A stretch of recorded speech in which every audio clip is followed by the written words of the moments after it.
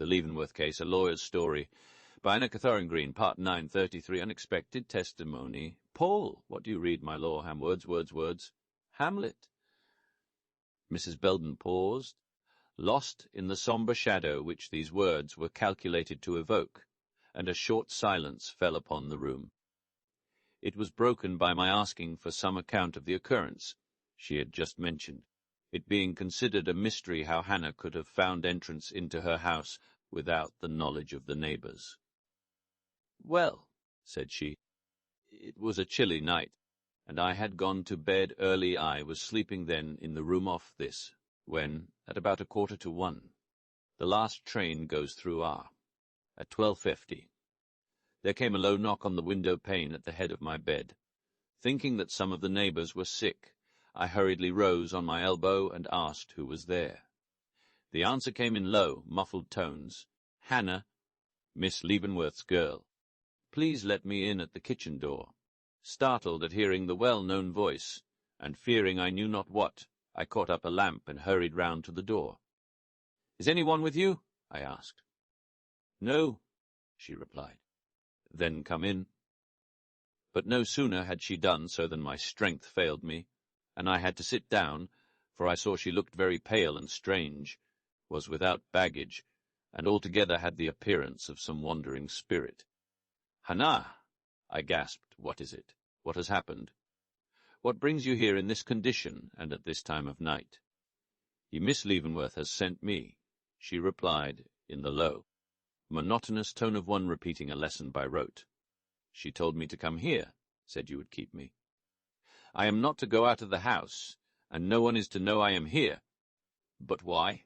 I asked, trembling with 1,000 undefined fears. "What has occurred?" "I dare not say," she whispered.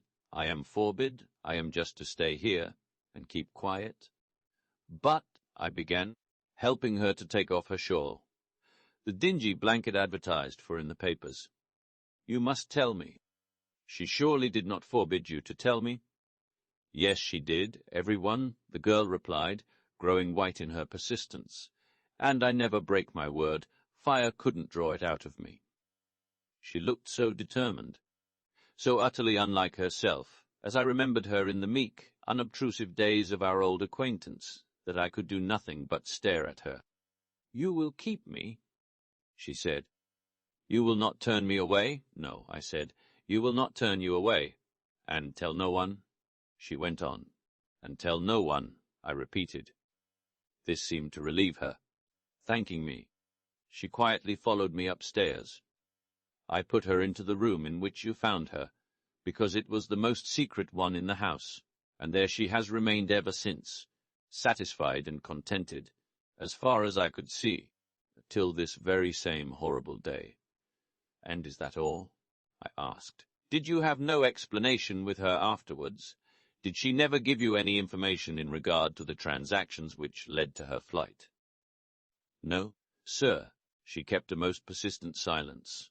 Neither then nor when, upon the next day, I confronted her with the papers in my hand, and the awful question upon my lips as to whether her flight had been occasioned by the murder which had taken place in Mr. Leavenworth's household.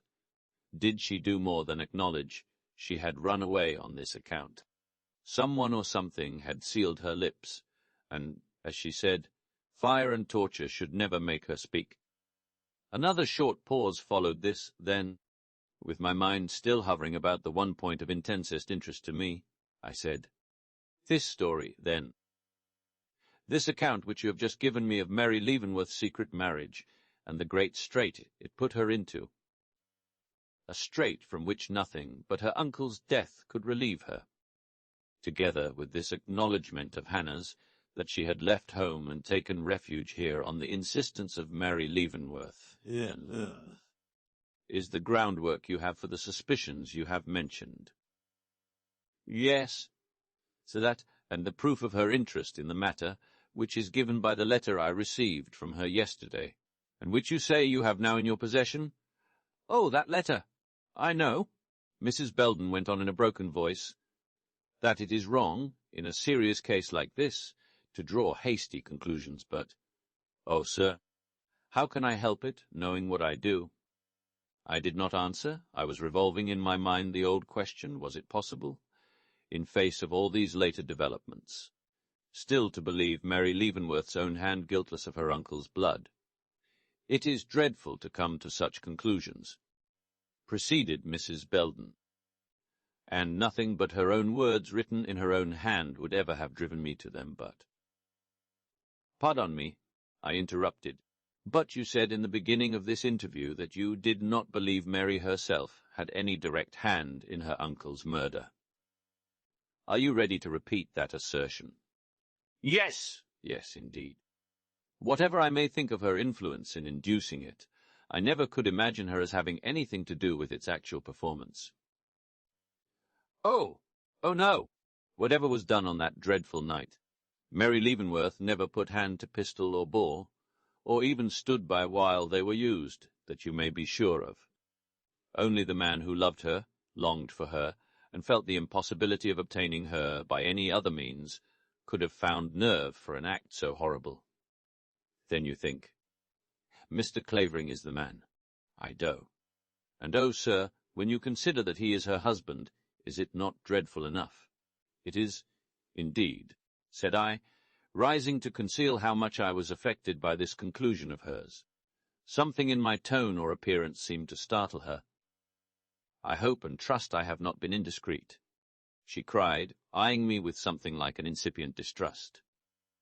With this dead girl lying in my house, I ought to be very careful, I know, but you have said nothing, was my earnest assurance as I edged towards the door in my anxiety to escape, if but for a moment, from an atmosphere that was stifling me. No one can blame you for anything you have either said or done today. But, and here I paused and walked hurriedly back, I wish to ask one question more. Have you any reason, beyond that of natural repugnance to believing a young and beautiful woman guilty of a great crime, for saying what you have of Henry Clavering, a gentleman who has hitherto been mentioned by you with respect? No, she whispered, with a touch of her old agitation.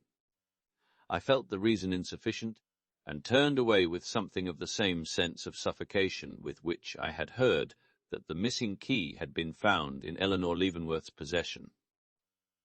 You must excuse me, I said.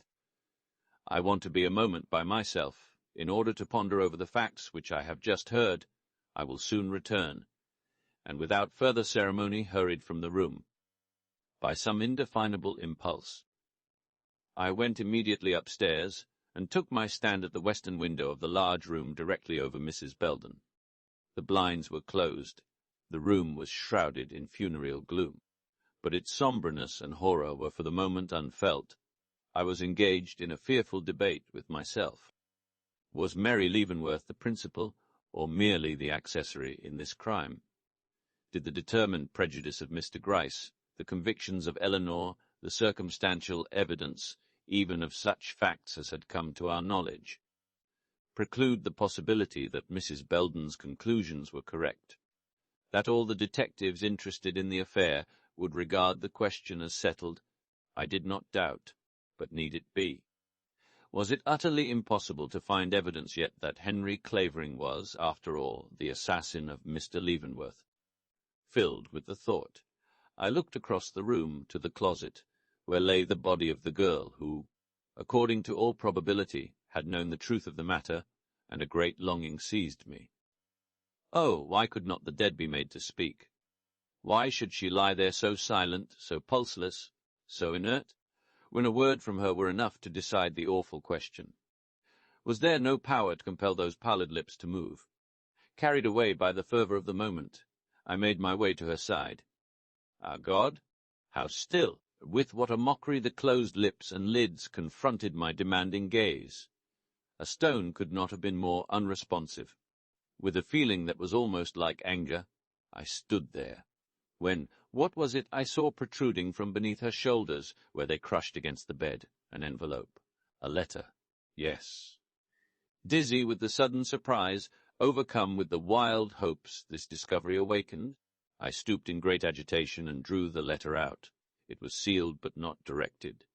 Breaking it hastily open, I took a glance at its contents. Good heavens! It was the work of the girl herself. Its very appearance was enough to make that evident.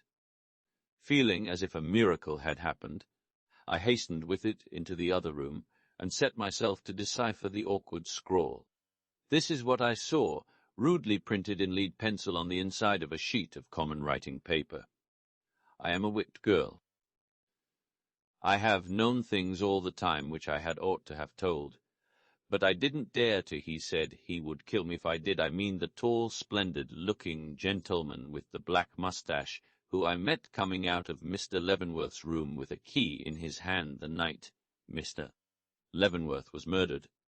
He was so scared he gave me money and made me go away and come here and keep everything secret, but I can't do so no longer. I seem to see Miss Eleanor all the time crying and asking me if I want her sent to prison. God knows I'd rather die, and this is the truth and my last words, and I pray everybody's forgiveness, and hope nobody will blame me, and that they won't bother Miss Eleanor any more but go and look after the handsome gentleman with the black moustache. Book 4, The Problem Solved, 34. Mr. Gryce resumes control. It out Herod's Herod. Hamlet. A thing devised by the enemy. Richard 3. A half hour had passed.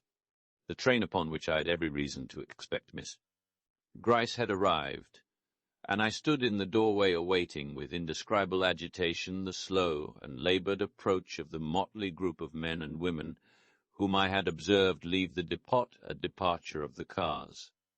Would he be among them? Was the telegram of a nature peremptory enough to make his presence here, sick as he was, an absolute certainty? The written confession of Hannah throbbing against my heart, a heart all elation now, as but a short half-hour before it had been all doubt and struggle, seemed to rustle distrust. The prospect of a long afternoon spent in impatience was rising before me, when a portion of the advancing crowd turned off into a side street, and I saw the form of Mr. Gryce hobbling, not on 2 sticks, but very painfully on one, coming slowly down the street. His face, as he approached, "It's a study. Well, well," he exclaimed, as we met at the gate. "This is a pretty how die do, I must say. Hannah dead, and everything turned topsy-turvy. Humph! And what do you think of Mary Leavenworth now?"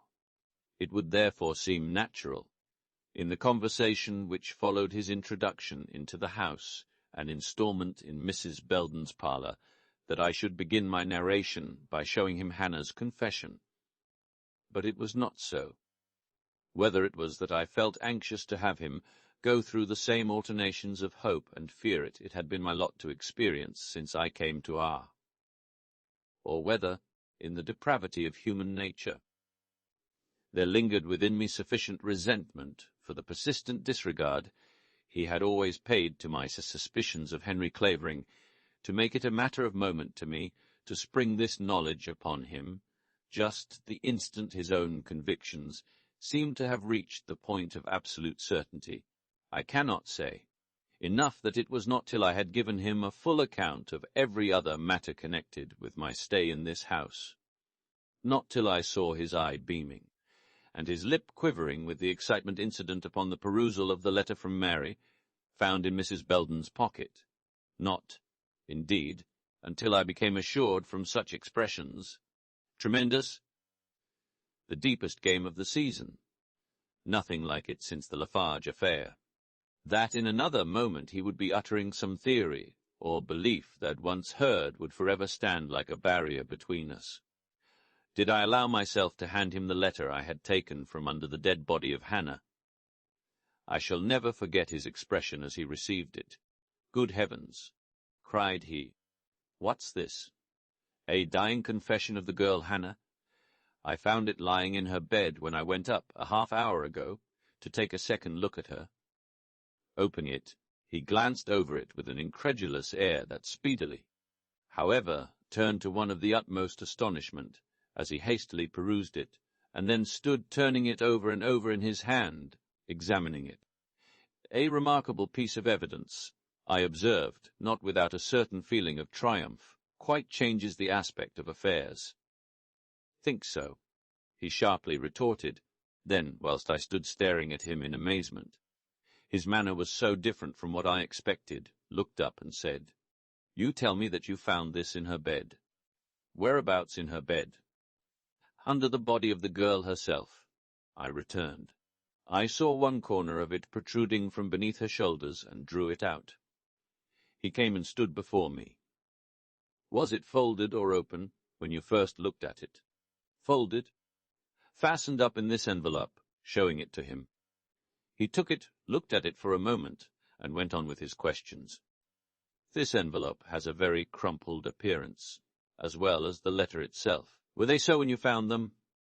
"Wes, not only so, but doubled up as you see?" "Doubled up. You are sure of that?" "Folded, sealed, and then doubled up as if her body had rolled across it while alive." "Yes." "No trickery about it? No look as if the thing had been insinuated there since her death?" "Not at all. I should rather say that to every appearance she held it in her hand when she lay down, but turning over, dropped it, and then laid upon it." Mr. Gryce's eyes, which had been very bright, ominously clouded.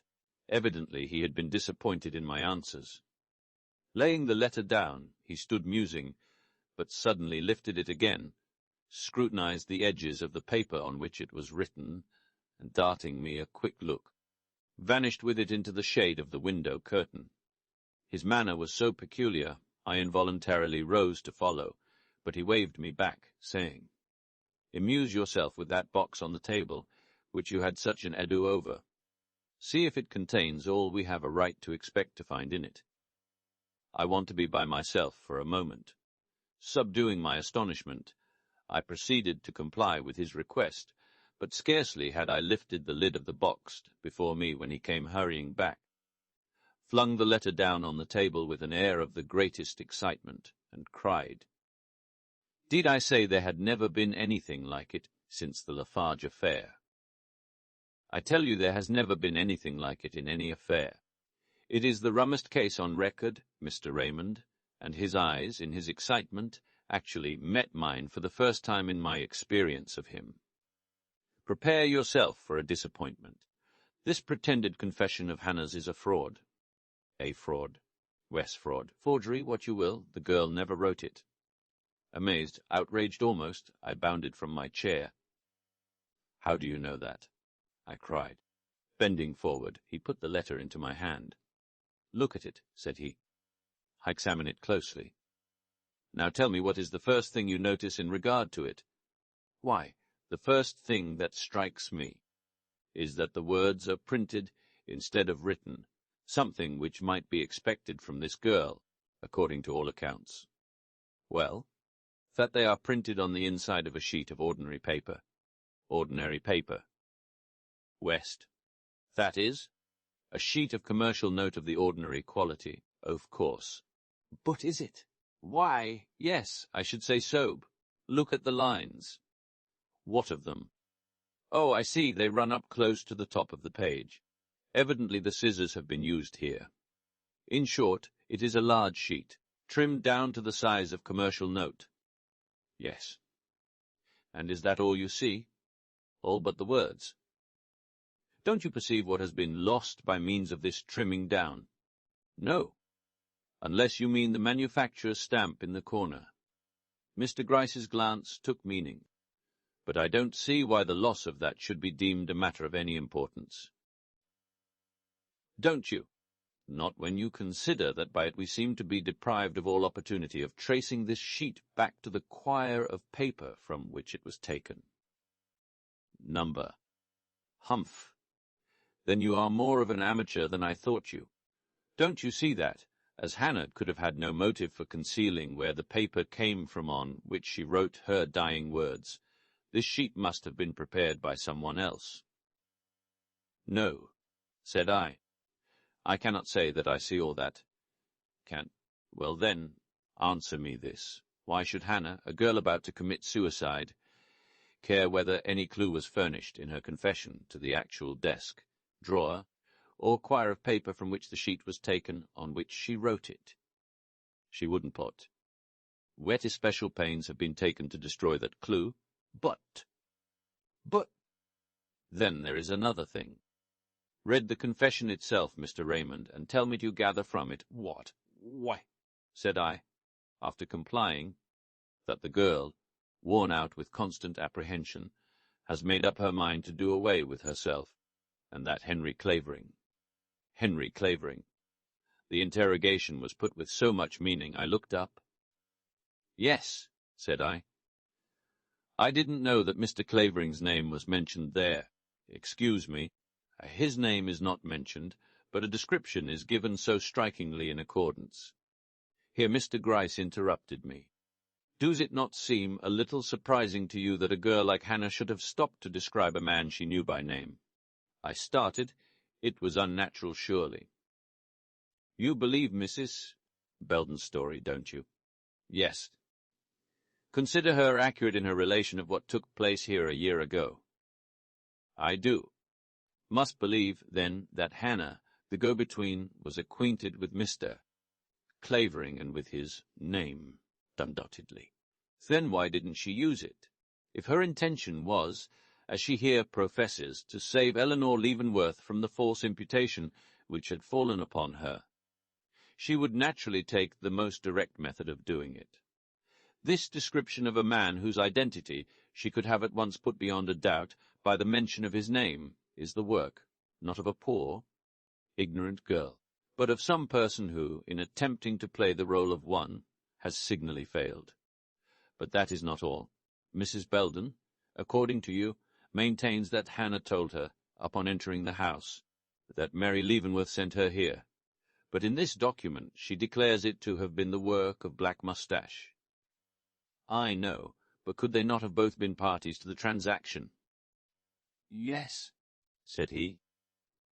Et it is always a suspicious circumstance when there is a discrepancy between the written and spoken declaration of a person.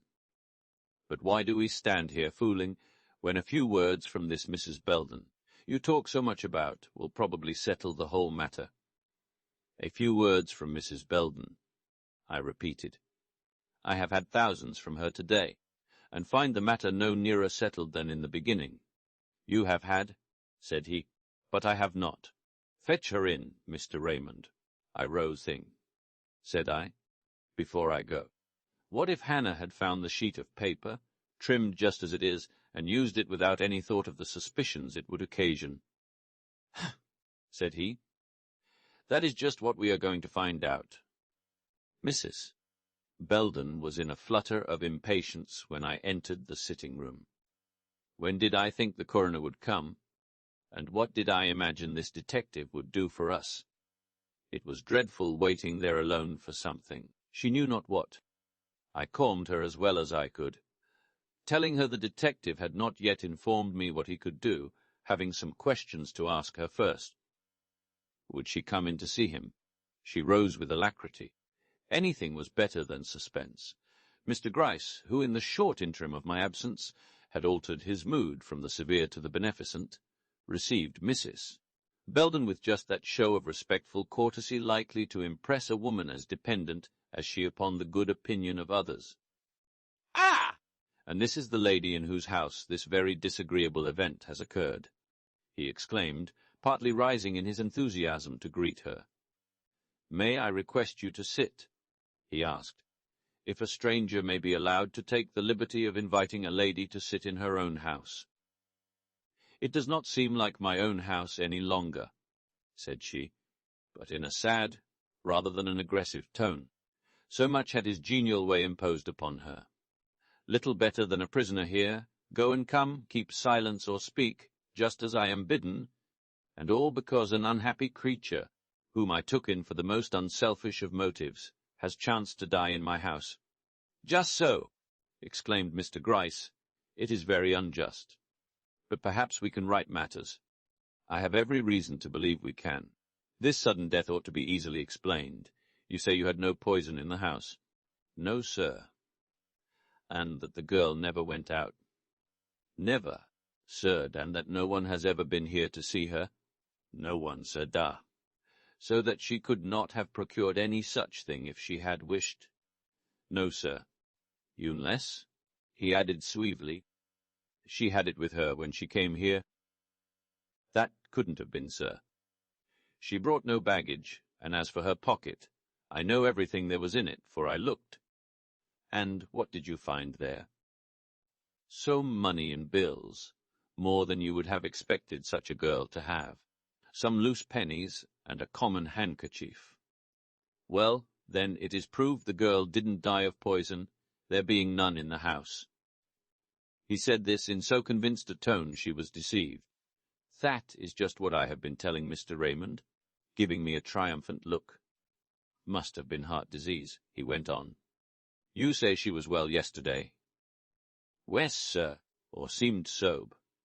Though not cheerful, I did not say that she was, sir, very. What, mum? This girl, giving me a look. I don't understand that. I should think her anxiety about those she had left behind her in the city would have been enough to keep her from being very cheerful. So you would, returned Mrs. Belden. But it wasn't so. On the contrary, she never seemed to worry about them at all. What had?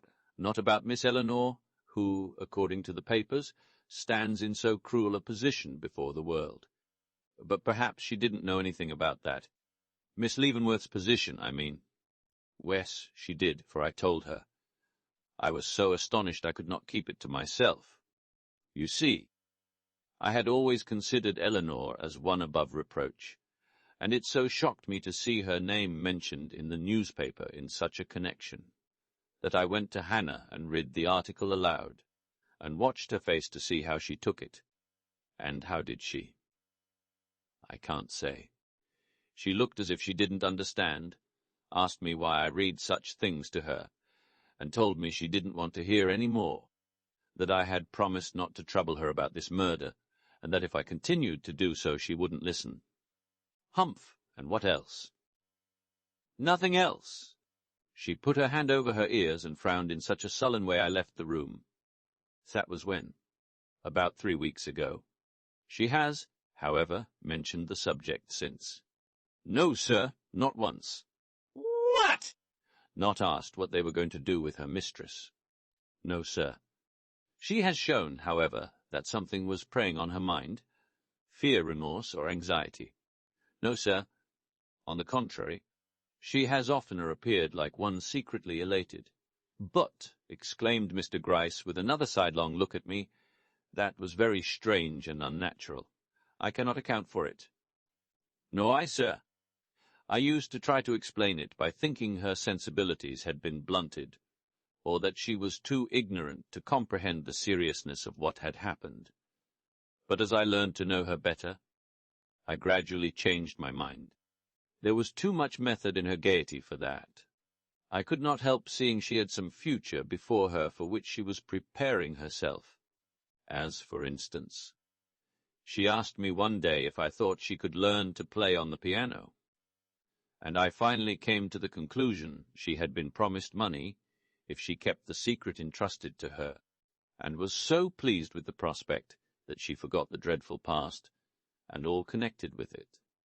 At all events, that was the only explanation I could find for her general industry and desire to improve herself, or for the complacent smiles I detected now, and then stealing over her face when she didn't know I was looking. Not such a smile as crept over the countenance of Mr. Gryce at that moment, I warrant. It was all this, continued Mrs. Belden, which made her death such a shock to me.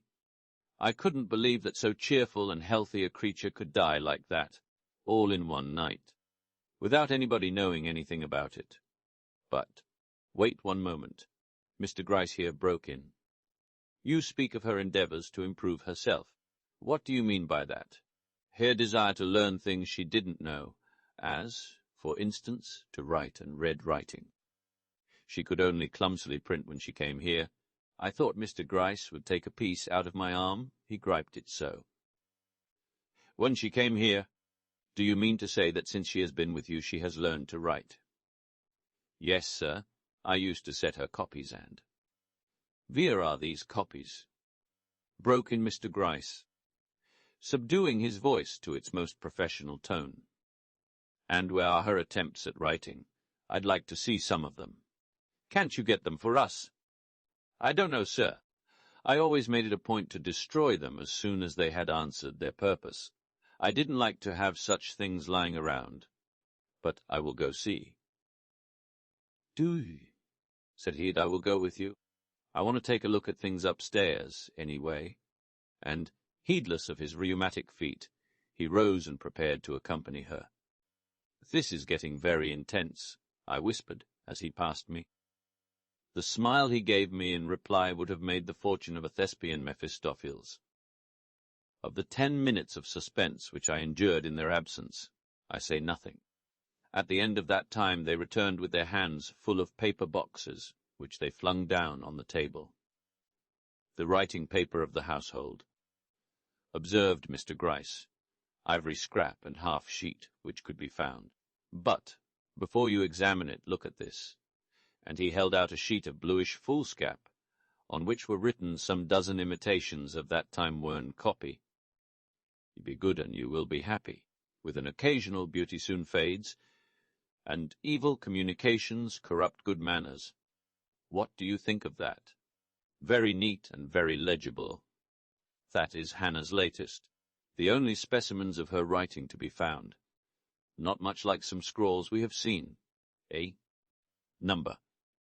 Mrs. Belden says this girl has known how to write as good as this for more than a week. Took great pride in it, and was continually talking about how smart she was. Leaning over, he whispered in my ear, "This thing you have in your hand must have been scrawled some time ago, if she did it." Then aloud, "But let us look at the paper she used to write on." Dashing open the covers of the boxes on the table, he took out the loose sheets lying inside, and scattered them out before me. One glance showed they were all of an utterly different quality from that used in the confession. "This is all the paper in the house," said he. "Are you sure of that?" I asked, looking at Mrs. Belden, who stood in a sort of maze before us. Wasn't there one stray sheet lying around somewhere, foolscap or something like that, which she might have got hold of and used without your knowing it? "No, sir, I don't think so. I had only these kinds besides. Hannah had a whole pile of paper like this in her room, and wouldn't have been apt to go hunting round after any stray sheets. But you don't know what a girl like that might do. Look at this one," said I, showing her the blank side of the confession. "Couldn't a sheet like this have come from somewhere about the house? Examine it well, the matter is important. I have, and I say, no, I never had a sheet of paper like in my house." "Missa?" Gryce advanced and took the confession from my hand. As he did so, he whispered, "What do you think now?" Many chances that Hannah got up this precious document. I shook my head, convinced at last, but in another moment turned to him and whispered back, "But if Hannah didn't write it, who did? And how came it to be found where it was?" "That," said he, "is just what is left for us to learn gan."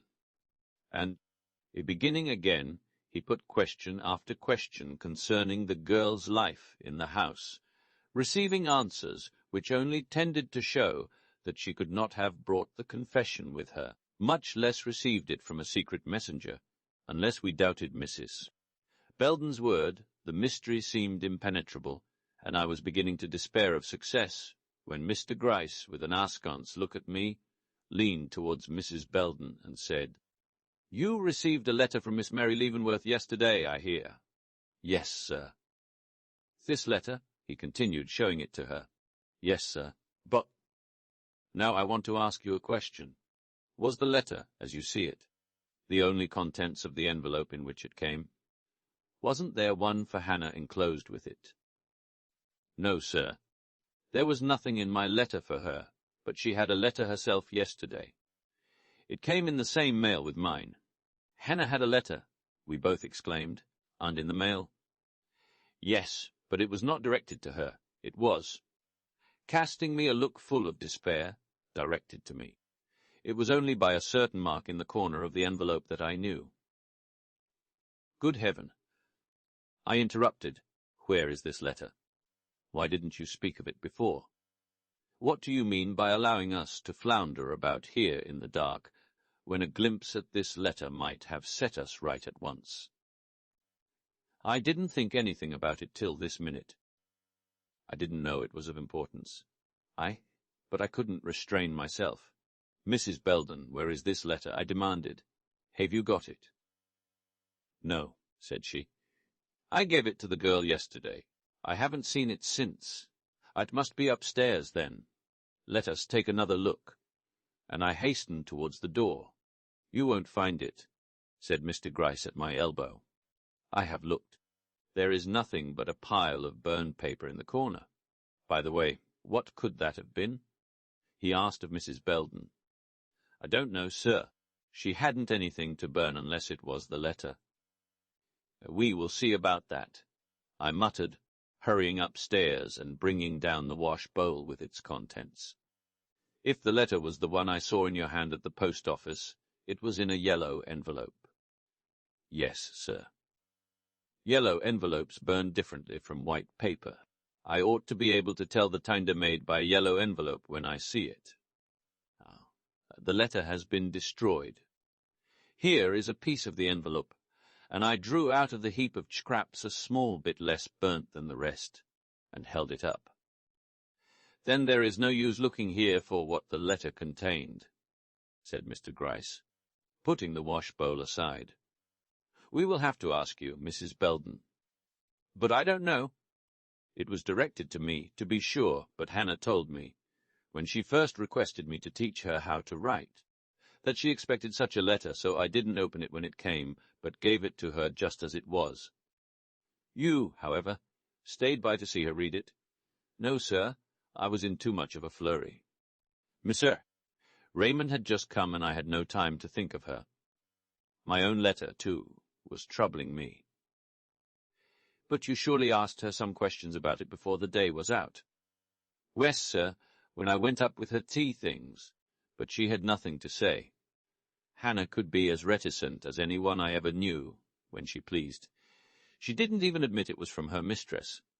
"Oh, then you thought it was from Miss Leavenworth?" "Why, yes, sir." What else was I to think, seeing that mark in the corner? Though, to be sure, it might have been put there by Mr. Clavering. She thoughtfully added, "You say she was cheerful yesterday. Was she so after receiving this letter?" "Yes, sir, as far as I could see. I wasn't with her long, the necessity I felt of doing something with the box in my charge. But perhaps Mr. Raymond has told you." "Monsieur," Gryce nodded. "It was an exhausting evening, and quite put Hannah out of my head, but—" "Wait," cried Mr. Gryce, and beckoning me into a corner, he whispered, "Now comes in that experience of Q's. While you are gone from the house, and before Mrs. Belden sees Hannah again, he has a glimpse of the girl bending over something in the corner of her room, which may very fairly be the wash-bowl we found there. After which he sees her swallow, in the most lively way, a dose of something from a bit of paper. Was there anything more?" "No," said I. "Very well, then," he cried, going back to Mrs. Belden. But when I went upstairs to bed, I thought of the girl, and going to her door opened it. The light was extinguished, and she seemed asleep, so I closed it again and came out, without speaking. "Wes, said I, did you notice how she was lying?" "Not particularly, I think on her back." "In something of the same position in which she was found this morning?" "Yes, sir." "And that is all you can tell us, either of her letter or her mysterious death?" "Al, sir." "Missy." Gryce straightened himself up. "Mrs. Belden," said he, "you know Mr. Clavering's handwriting when you see it." "I do. And Miss Leavenworth's?" "Wes, sir." "Now, which of the two was upon the envelope of the letter you gave Hannah?" "I couldn't say. It was a disguised handwriting, and might have been that of either, but I think—" "Well?" "That it was more like hers than his, though it wasn't like hers either, but—" With a smile, Mr. Gryce enclosed the confession in his hand in the envelope in which it had been found. "You remember how large the letter was which you gave her?" "Oh, it was large, very large, one of the largest sort." "And thick?" "Oh, yes, thick enough for 2 letters, large enough and thick enough to contain this, laying the confession, folded and enveloped as it was, before her. Yes, sir. Giving it a look of startled amazement. Large enough and thick enough to contain that. Mr. Gryce's eyes, bright as diamonds, flashed around the room, and finally settled upon a fly traversing my coat sleeve. Do you need to ask now? He whispered, in a low voice, where and from whom this so-called confession comes. He allowed himself one moment of silent triumph, then rising, began folding the papers on the table and putting them in his pocket. What are you going to do? I asked, hurriedly approaching. He took me by the arm and led me across the hall into the sitting-room. I am going back to New York. I am going to pursue this matter. I am going to find out from whom came the poison which killed this girl, and by whose hand this vile forgery of a confession was written. But, said I, rather thrown off my balance by all this, Q and the coroner will be here presently. Won't you wait to see them? No clues such as are given here must be followed while the trail is hot. I can't afford to wait. If I am not mistaken, they have already come, I remarked, as a tramping of feet without announced that someone stood at the door. That is so, he assented, hastening to let them in. Judging from common experience, we had every reason to fear that an immediate stop would be put to all proceedings on our part, as soon as the coroner was introduced upon the scene. But happily for us, and the interest at stake, Dr. Fink, of art. It proved to be a very sensible man. He had only to hear a true story of the affair to recognize at once its importance and the necessity of the most cautious action in the matter.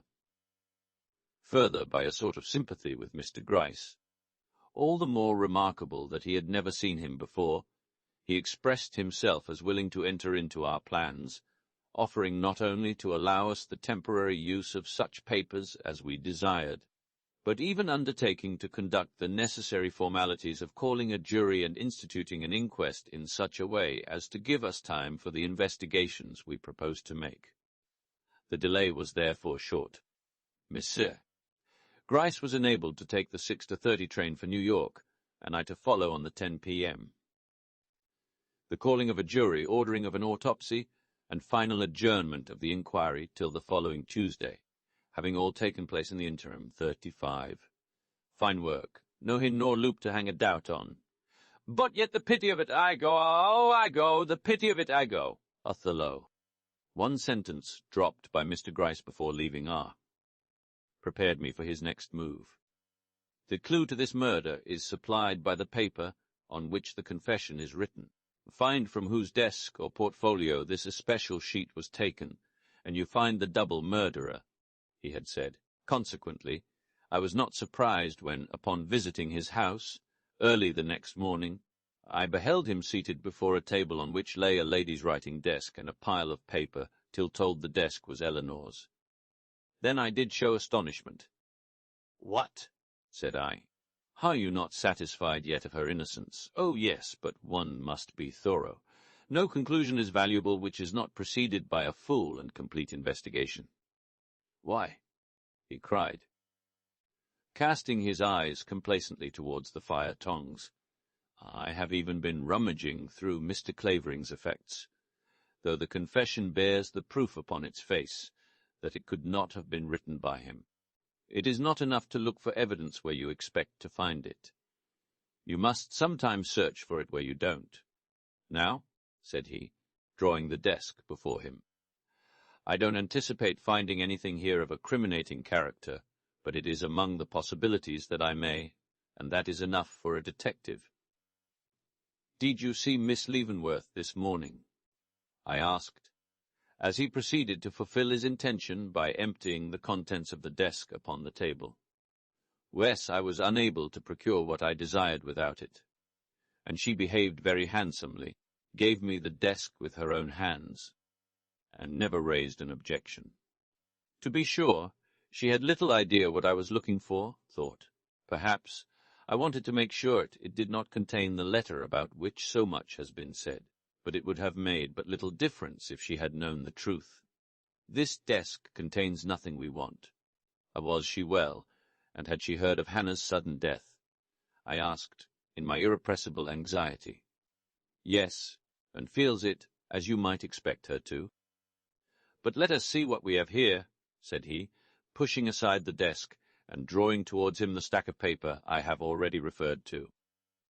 I found this pile, just as you see it, in a drawer of the library table at Miss Mary Leavenworth's house in Fifth Avenue.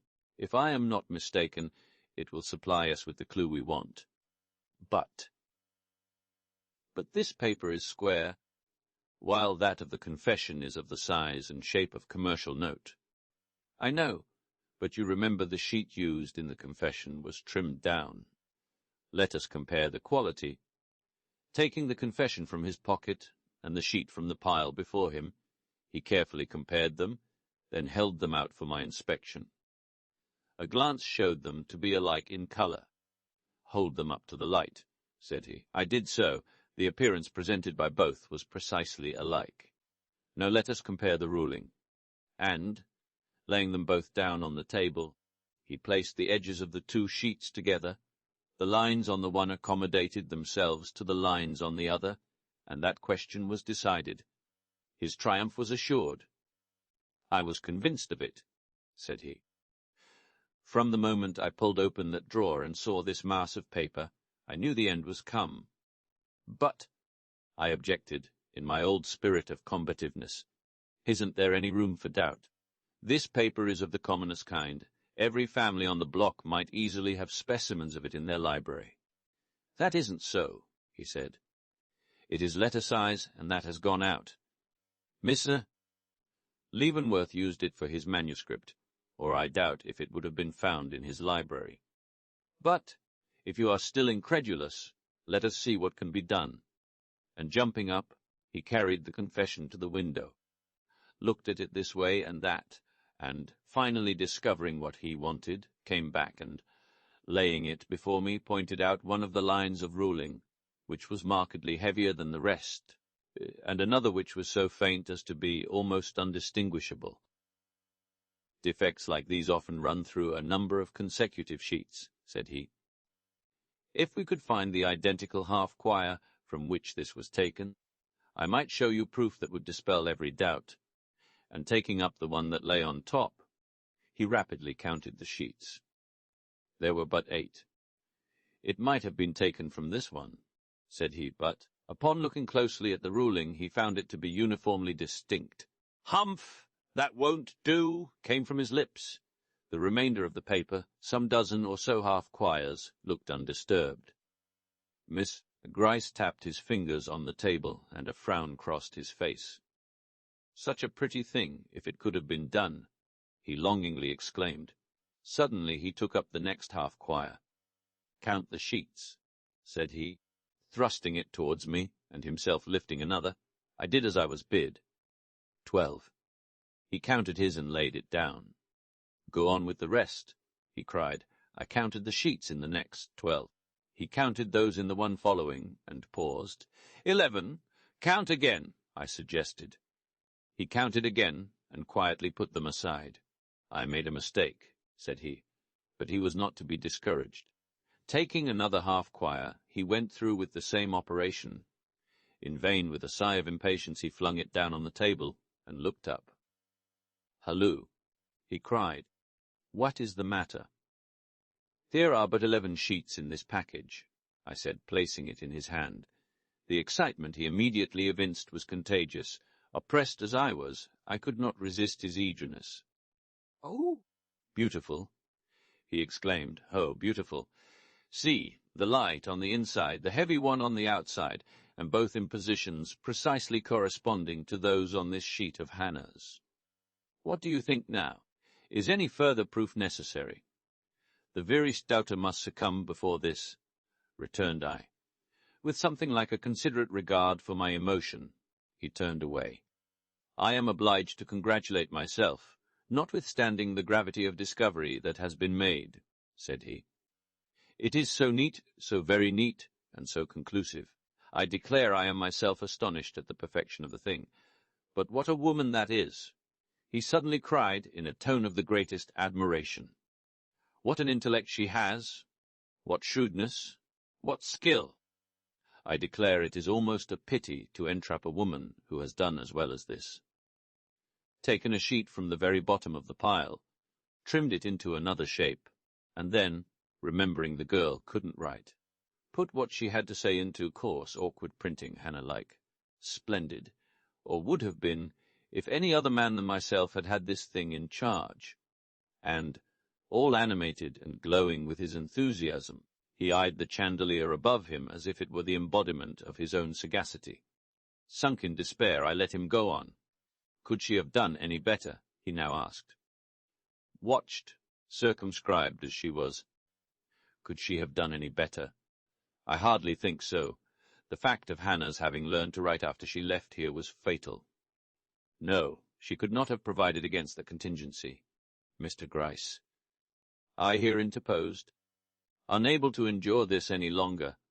Did you have an interview with Miss Mary Leavenworth this morning? No, said he.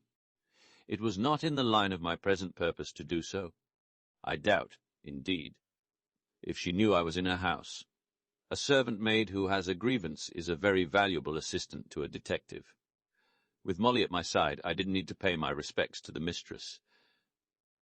Mr. Gryce, I asked, after another moment of silent self-congratulation on his part, and of desperate self-control on mine, what do you propose to do now?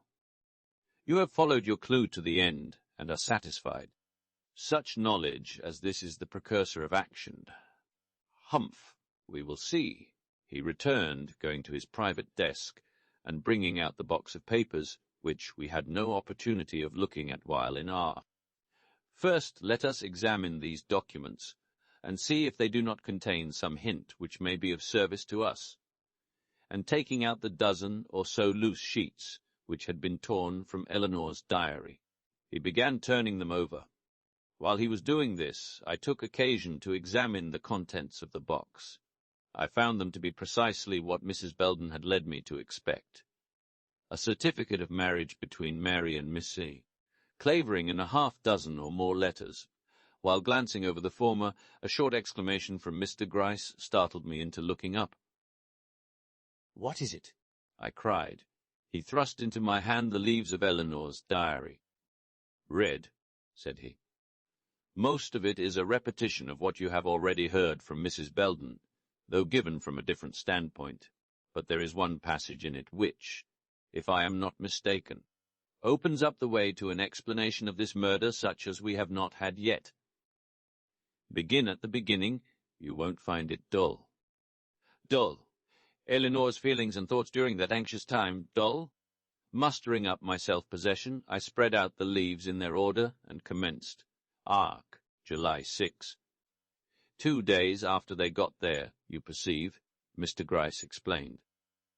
A gentleman was introduced to us today upon the piazza, whom I cannot forbear mentioning first, because he is the most perfect specimen of manly beauty I ever beheld, and secondly, because Mary, who is usually so voluble where gentlemen are concerned, had nothing to say when, in the privacy of our own apartment, I questioned her as to the effect his appearance and conversation had made upon her. The fact that he is an Englishman may have something to do with this, Uncle's antipathy to every one of that nation being as well known to her as to me. But somehow I cannot feel satisfied of this. Her experience with Charlie Somerville has made me suspicious. What if the story of last summer were to be repeated here, with an Englishman for the hero?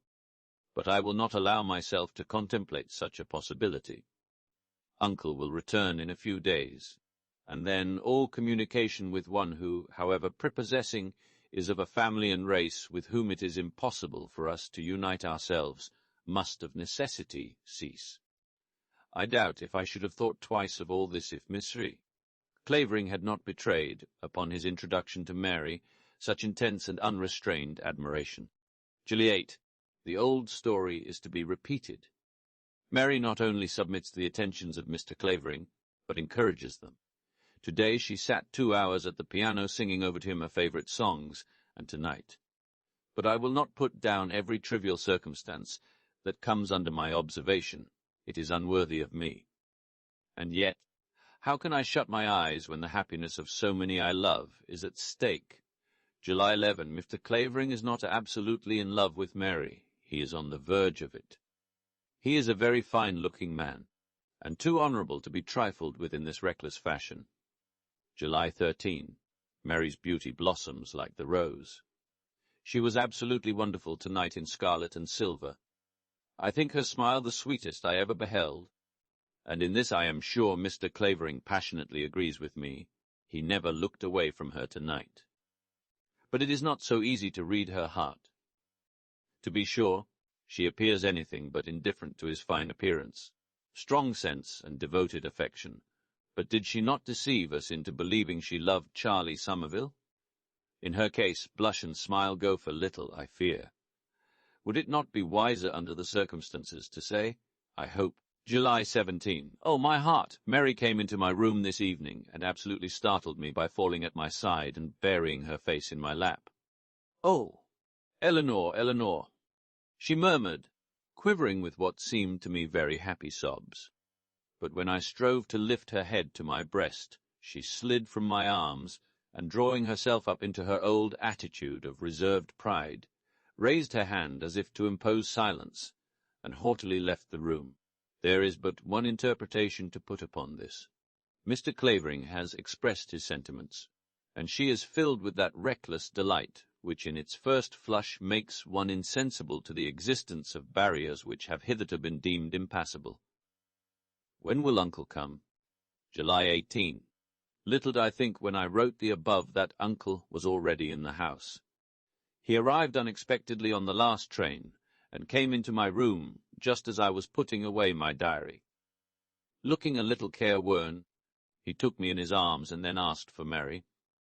I dropped my head, and could not help stammering as I replied that she was in her own room. Instantly his love took alarm, and leaving me, he hastened to her apartment, where I afterwards learned he came upon her sitting abstractedly before her dressing-table with Mr. Clavering's family ring on her finger. I do not know what followed.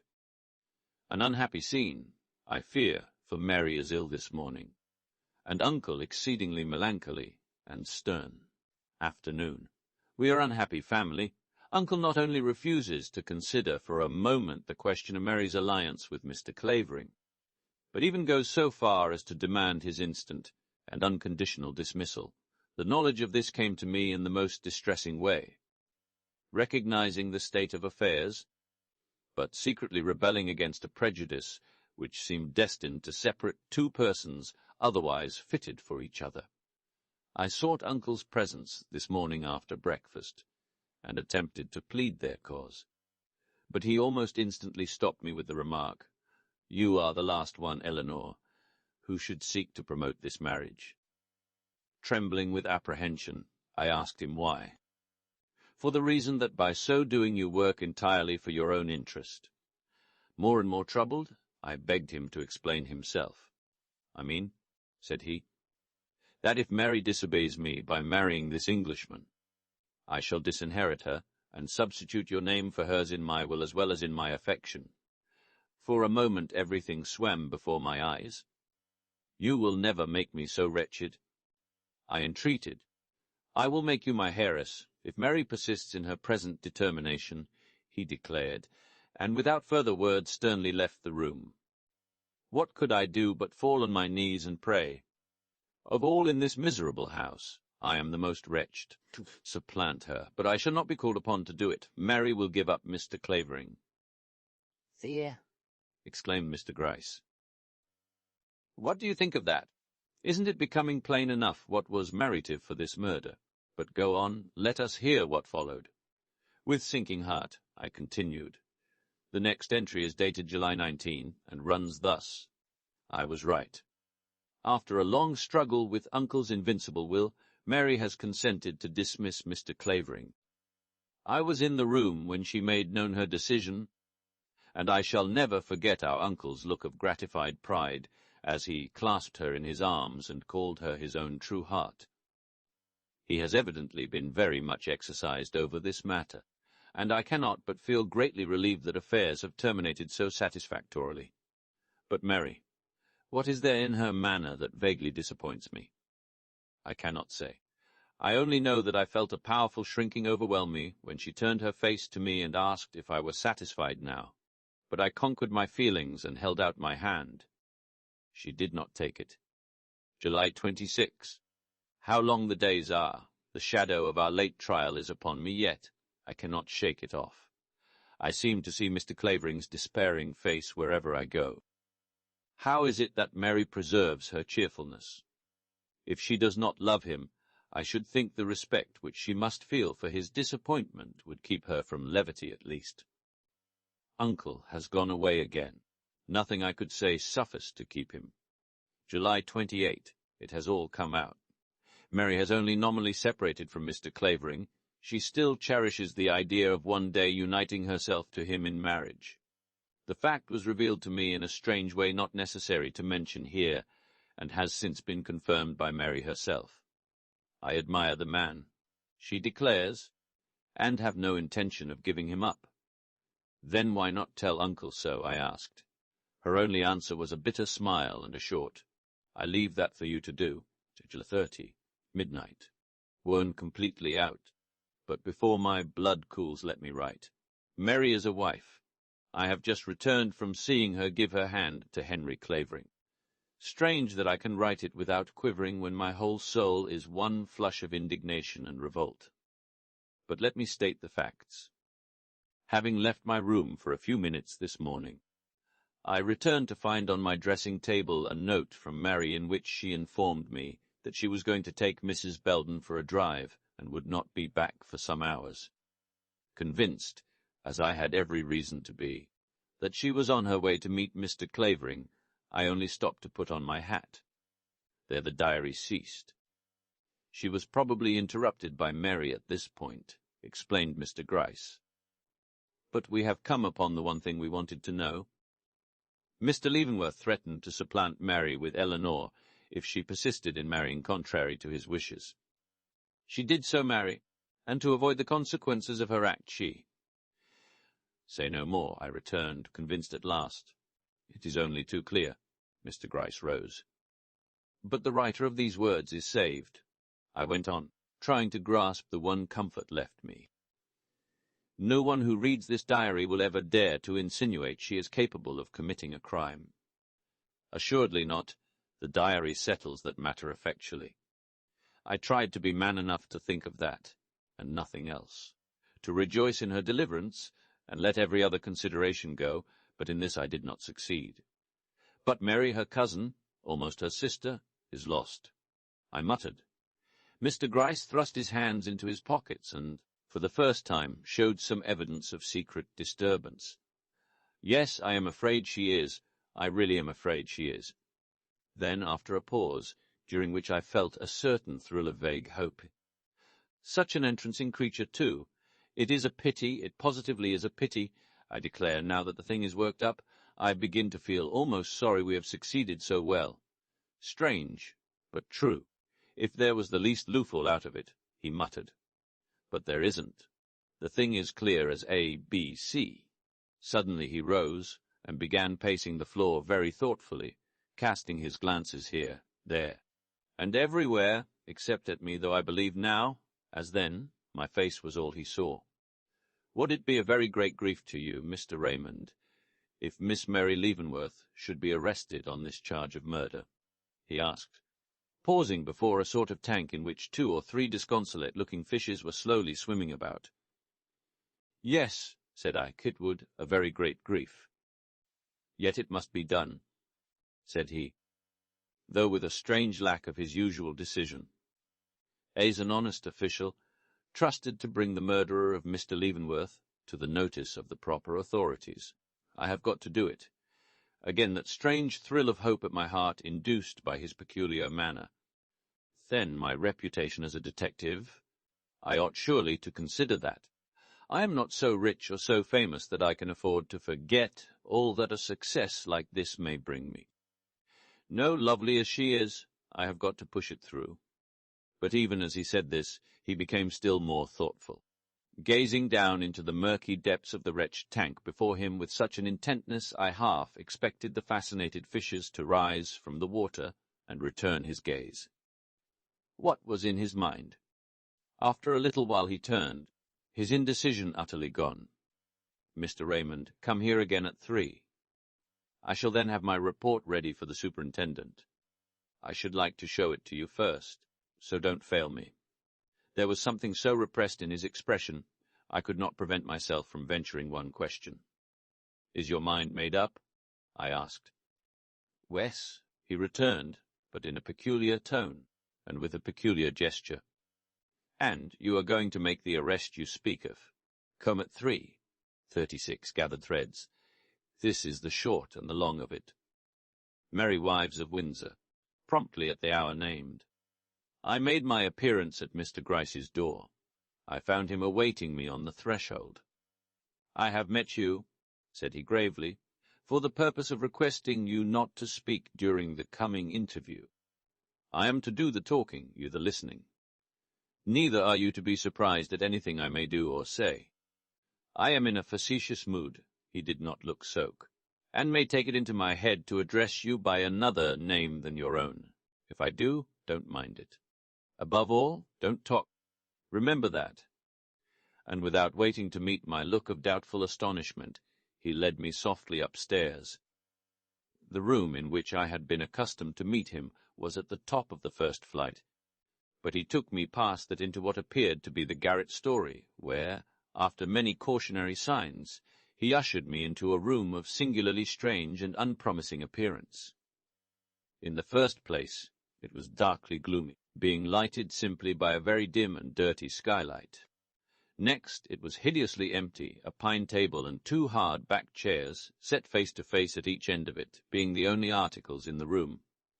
Lastly, it was surrounded by several closed doors with blurred and ghostly ventilators over their tops, which, being round, looked like the blank eyes of a row of staring mummies. Altogether it was a lugubrious spot, and in the present state of my mind made me feel as if something unearthly and threatening lay crouched in the very atmosphere. Nor, sitting there cold and desolate, could I imagine that the sunshine glowed without, or that life, beauty, and pleasure paraded the streets below. Mr. Gryce's expression, as he took a seat and beckoned me to do the same, may have had something to do with this strange sensation. It was so mysteriously and sombrely expectant. "You'll not mind the room," said he, in so muffled a tone I scarcely heard him. "It's an awful lonesome spot, I know, but folks with such matters before them mustn't be too particular as to the places in which they hold their consultations, if they don't want all the world to know, as much as they do. Smith!" And he gave me an admonitory shake of his finger, while his voice took a more distinct tone. "I have done the business, the reward is mine. The assassin of Mr. Leavenworth is found, and in 2 hours will be in custody. Do you want to know who it is?" leaning forward with every appearance of eagerness in tone and expression. I stared at him in great amazement. Had anything new come to light? Any great change taken place in his conclusions? All this preparation could not be for the purpose of acquainting me with what I already knew yet. He cut short my conjectures with a low, expressive chuckle. It was a long chase, I tell you, raising his voice still more. A tight go, a woman in the business too, but all the women in the world can't pull the wool over the eyes of Ebenezer Gryce when he is on a trail, and the assassin of Mr. Leavenworth, and— Here his voice became actually shrill in his excitement. "And of Hannah Chester is found." "Hush!" he went on, though I had neither spoken nor made any move. "You didn't know Hannah Chester was murdered. Well, she wasn't in one sense of the word, but in another she was, and by the same hand that killed the old gentleman." "How do I know this? Look here." This scrap of paper was found on the floor of her room. It had a few particles of white powder sticking to it. Those particles were tested last night and found to be poison. "But you say the girl took it herself?" "That she was a suicide." "You are right. She did take it herself, and it was a suicide, but who terrified her into this act of self-destruction? Why? The one who had the most reason to fear her testimony, of course. But the proof, you say. Well, sir, this girl left a confession behind her, throwing the onus of the whole crime on a certain party believed to be innocent. This confession was a forged one, known from 3 facts. First, that the paper upon which it was written was unobtainable by the girl in the place where she was. Secondly, that the words used therein were printed in coarse, awkward characters, whereas Hannah, thanks to the teaching of the woman under whose care she has been since the murder, had learned to write very well. Thirdly, that the story told in the confession does not agree with the one related by the girl herself. Now the fact of a forged confession throwing the guilt upon an innocent party having been found in the keeping of this ignorant girl, killed by a dose of poison, taken with the fact here stated, that on the morning of the day on which she killed herself the girl received from some one manifestly acquainted with the customs of the Leavenworth family a letter large enough and thick enough to contain the confession folded, as it was when found, makes it almost certain to my mind that the murderer of Mr. Leavenworth sent this powder and this so-called confession to the girl, meaning her to use them precisely as she did, for the purpose of throwing off suspicion from the right track, and of destroying herself at the same time, for, as you know, dead men tell no tales. He paused and looked at the dingy skylight above us. Why did the air seem to grow heavier and heavier? Why did I shudder in vague apprehension? I knew all this before. Why did it strike me, then, as something new? But who was this, you ask? Ah, that is the secret. That is the bit of knowledge which is to bring me fame and fortune. But, secret or not, I don't mind telling you, lowering his voice and rapidly raising it again. The fact is, I can't keep it to myself. It burns like a new dollar in my pocket. Smith, my boy, the murderer of Mr. Leavenworth. But stay, who does the world say it is? Whom do the papers point at and shake their heads over? A woman, a young, beautiful, bewitching woman, ha, ha! The papers are right. It is a woman, young, beautiful, and bewitching too. But what one? Ah, that's the question.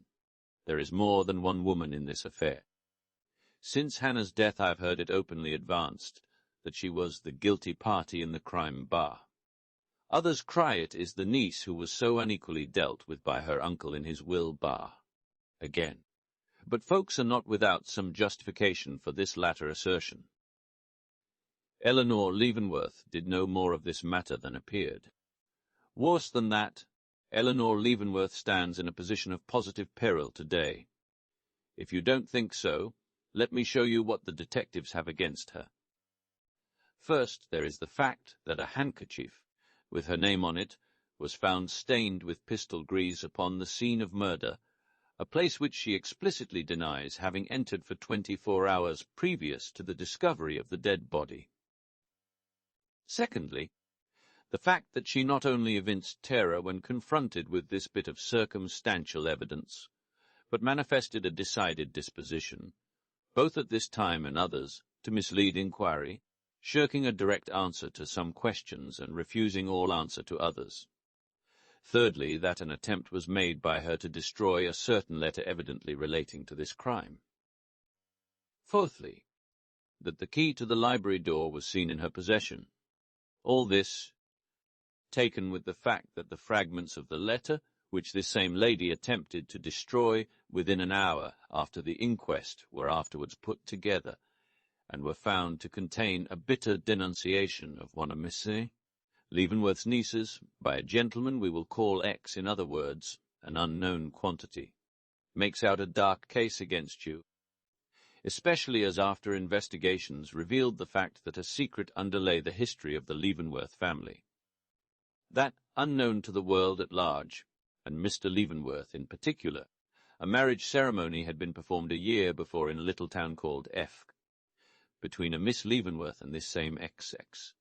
That, in other words, the unknown gentleman who, in the letter partly destroyed by Miss Eleanor Leavenworth, complained to Mr. Leavenworth of the treatment received by him from one of his nieces, was in fact the secret husband of that niece, and that, moreover, this same gentleman, under an assumed name, called on the night of the murder at the house of Mr. Leavenworth, and asked for Miss Eleanor. Now you see, with all this against her, Eleanor Leavenworth is lost if it cannot be proved, first, that the articles testifying against her, viz., the handkerchief letter and key, passed after the murder through other hands before reaching hers, and secondly, that some one else had even a stronger reason than she for desiring Mr. Leavenworth's death at this time. Smith, my boy, both of these hypotheses have been established by me.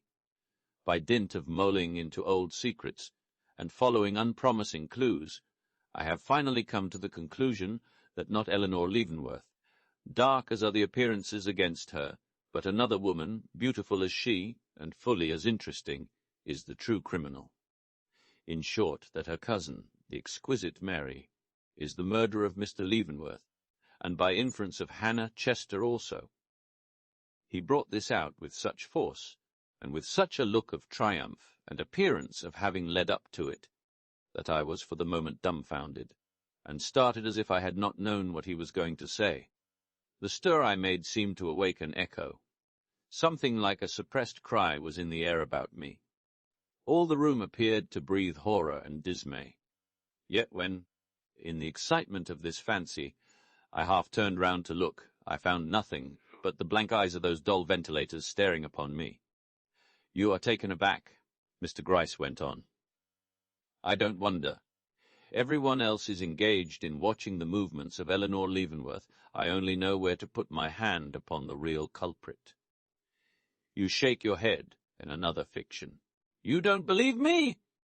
Think I am deceived? Ha, ha! Ebenezer Gryce deceived after a month of hard work. You are as bad as Miss Leavenworth herself, who has so little faith in my sagacity that she offered me, of all men, an enormous reward if I would find for her the assassin of her uncle. But that is neither here nor there. You have your doubts, and you are waiting for me to solve them. Well, nothing is easier.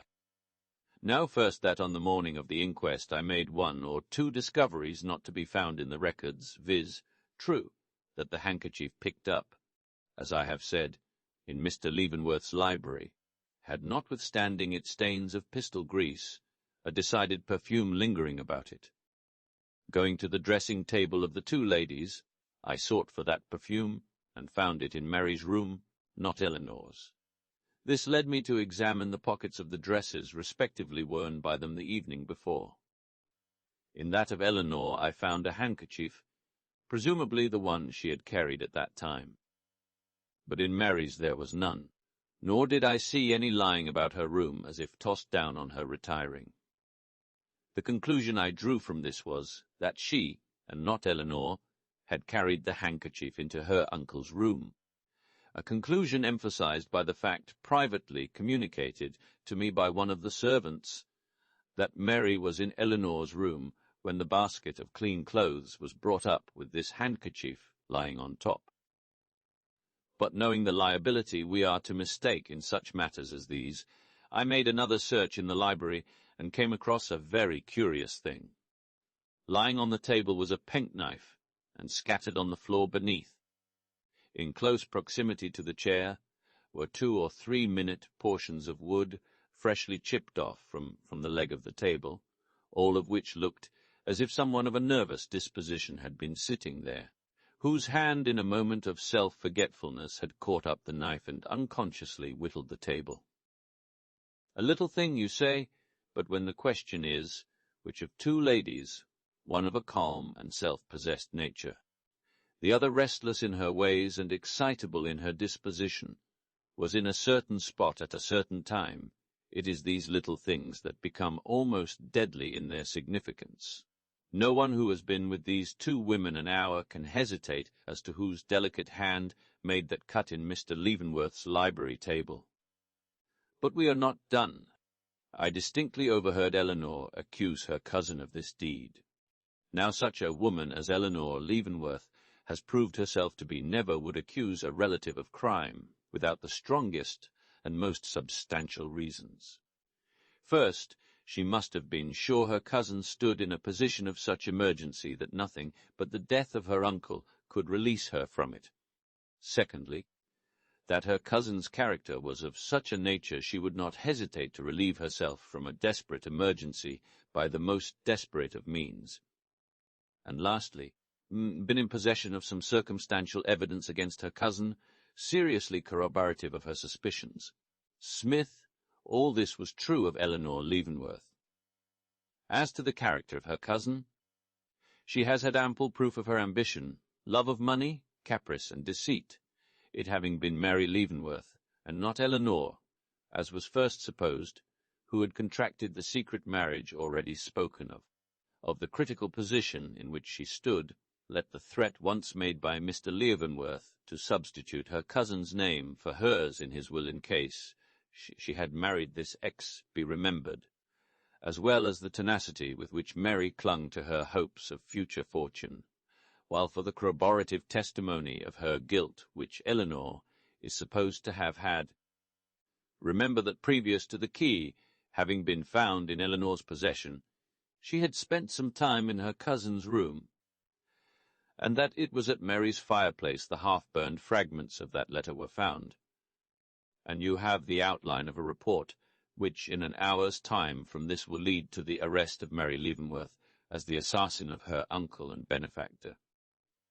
A silence ensued which, like the darkness of Egypt, could be felt. Then a great and terrible cry rang through the room, and a man's form, rushing from I knew not where, shot by me and fell at Mr. Gryce's feet, shrieking out, "It is a lie, a lie! Mary Leavenworth is innocent as a babe unborn. I am the murderer of Mr. Leavenworth. It was Truman Harwell,